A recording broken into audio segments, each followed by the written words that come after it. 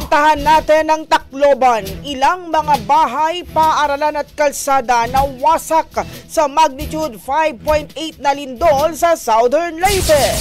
Brigada Jason Del Monte, ibrigada mo! Brigada! Live report!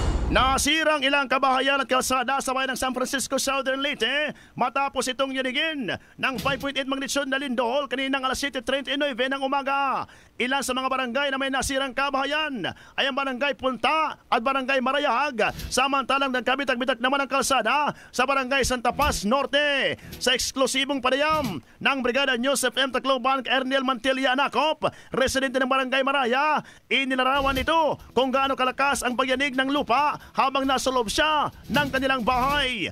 Dito ako inabutan ng lindol sa loob, hindi nga ako nakalabas ng bahay dahil parang natulala na lang ako at saka nakatingala sa taas kasi naglaglagan yung hollow blocks namin sa bandang itaas. Malakas pero madali lang, hindi naman matagal. Dagdag pa niya, habang tumitingin siya sa labas, parang umaalo ng kalsada, buti na lang anya, bago ang pagtama ng lindol ay nakalabas ng kanyang asawa at nagpunta sa kapitbahay habang kanilang nag-iisang anak na lalaki ay nasa paralan. Nakalaon ay pinawi matapos suspindihin ang klase dahil sa lindol.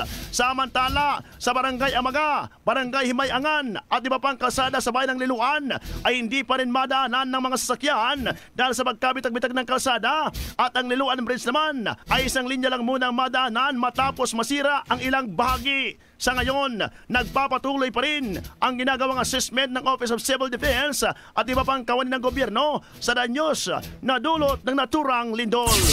In the heart of changing lives, ito si Brigada Jason Del Monte ng 93.5 Brigada News FM Tacloban, The Music and News Authority News. Brigada! Ang bahaging ito ay hatid sa atin ng Guard C Plus with Zinc Capsule. Always protektado ang kalusugan.